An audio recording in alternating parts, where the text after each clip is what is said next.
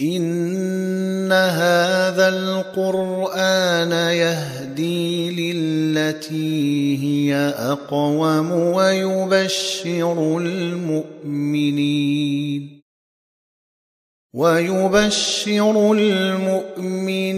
الذين يعملون الصالحات أن لهم أجرا كبيرا. Mes chers frères et sœurs, assalamu alaikum wa rahmatullahi ta'ala wa barakatuh. J'espère que vous allez bien et que vous portez bien, ainsi que vos proches, incha'Allah ta'ala. Comme convenu, nous allons, à travers cette première vidéo de la série donc Embellis ton Tajweed numéro 2, évoquer du coup les règles de l'isti'adha et la basmala bi'idhnillahi ta'ala. Alors, tout d'abord, comme Allah subhanahu wa ta'ala nous le précise dans Surat An-Nahl, donc la sourate numéro 16, et le verset 98, où Allah subhanahu wa ta'ala nous dit فَإِذَا قَرَأْتَ الْقُرْآنَ فَاسْتَعِذْ بِاللَّهِ مِنَ الشَّيْطَانِ الرَّجِيمِ.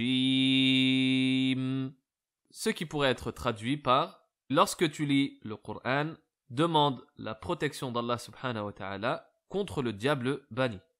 Cela signifie que nous devons prononcer donc l'isti'adha avant chaque lecture du Coran ou de récitation du Coran. Et la formule que vous connaissez évidemment tous, c'est donc A'udhu billahi minash shaytanir rajim. Attention à bien veiller à appliquer les règles de tajwid également sur l'isti'adha.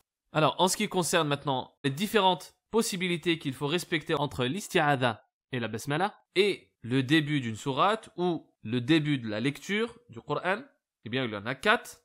La première, c'est la plus classique, on fait l'isti'adha, puis on fait une pause, puis on prononce la basmala, puis on fait une pause, et puis on débute la sourate. Par exemple, avec sourate al-Ikhlas, je peux dire A'udhu billahi minash shaytanir rajim. Bismillahir rahmanir rahim. Qul huwa Allahu ahad. Donc, isti'adha, on reprend son souffle, basmala, on reprend son souffle, et on prononce le début de la sourate. Ça, c'est pour le premier cas.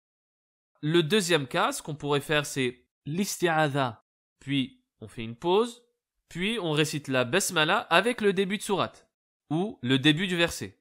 Par exemple, A'udhu billahi minash shaytanir rajim.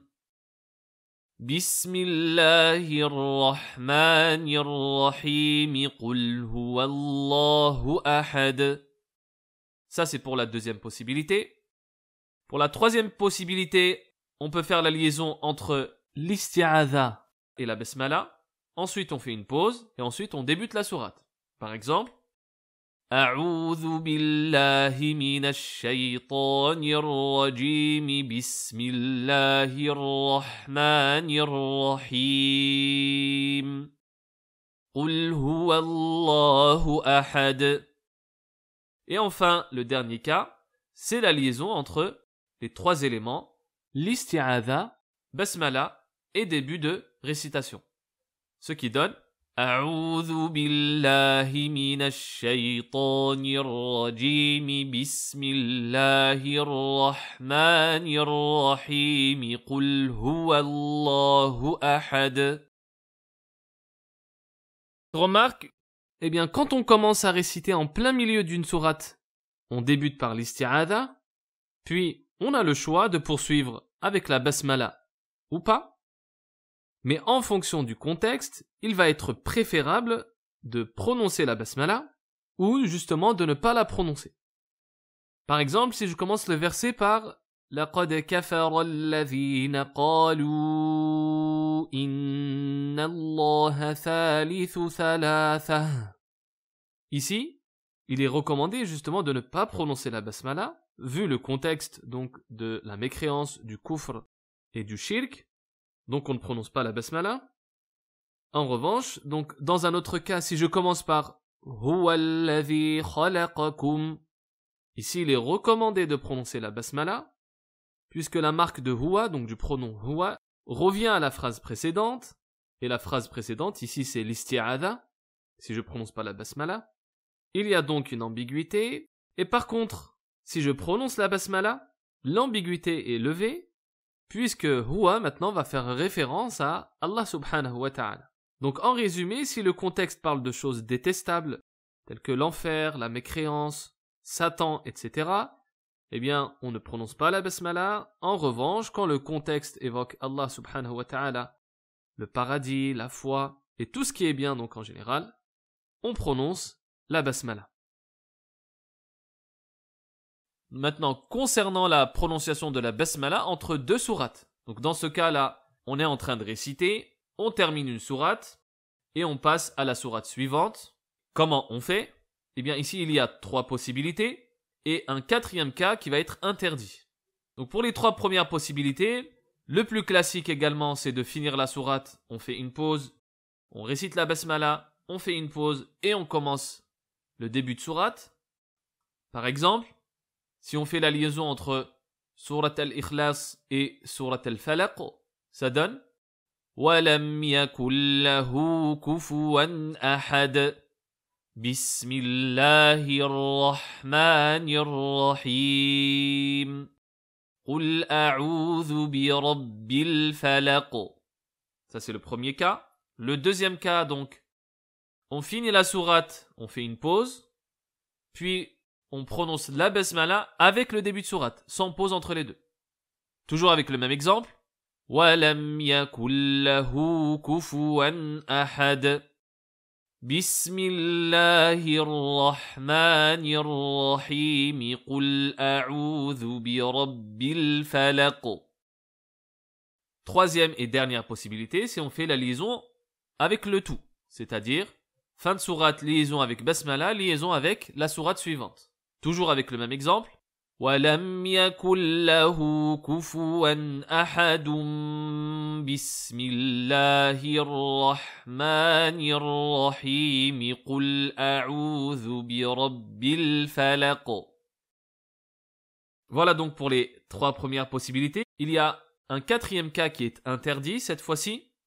C'est justement de faire la liaison entre la fin de sourate et la basmala, puis on fait une pause, et puis on débute la sourate. Donc on ne peut pas regrouper la basmala avec la sourate par laquelle on termine, puis faire une pause, et ensuite commencer la sourate suivante. Je vais quand même faire l'exemple, même si c'est interdit, c'est pour vous montrer que je n'ai pas le droit de le faire. C'est de faire وَلَمْ يَكُنْ لَهُ كُفُوًا أَحَدٌ بِسْمِ اللَّهِ الرَّحْمَنِ الرَّحِيمِ قُلْ أَعُوذُ بِرَبِّ الْفَلَقِ. Ce dernier cas est donc interdit.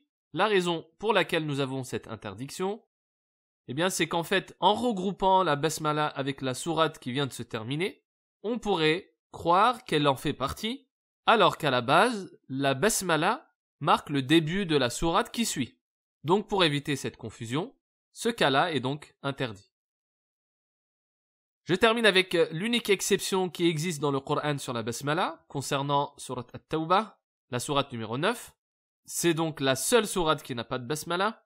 Les liaisons unanimement rapportées par les différentes lectures, c'est-à-dire que les différents qurra sont tous d'accord sur les liaisons possibles qu'on peut faire entre donc la fin de sourate Al-Anfal, donc la sourate juste avant, et sourate At-Tawbah. Il y en a 3. La première, c'est de faire une pause classique à la fin de sourate Al-Anfal, puis commencer sourate At-Tawbah, ce qui donne Inna Allah bi kulli shay'in alim. Bara'ah.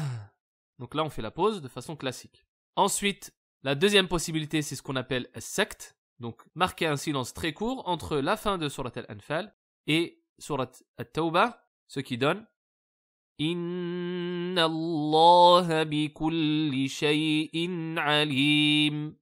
Bara'ah. Remarquez que pendant as-sakt, il n'y a ni inspiration ni expiration. Et enfin, dernière possibilité, c'est de faire la liaison directement, ce qui donne Inna Allah bi kulli shay'in alimun bara'ah. Voilà donc pour cette unique exception qui existe dans le Coran et également concernant toutes les règles sur l'isti'adha et la basmala. Le cours s'achève donc ici. N'hésitez pas si vous avez des questions en commentaire, incha'Allah ta'ala. J'y manquerai pas de répondre. Barakallahu fikum. Wassalamu alaykum wa rahmatullahi ta'ala wa barakatuh.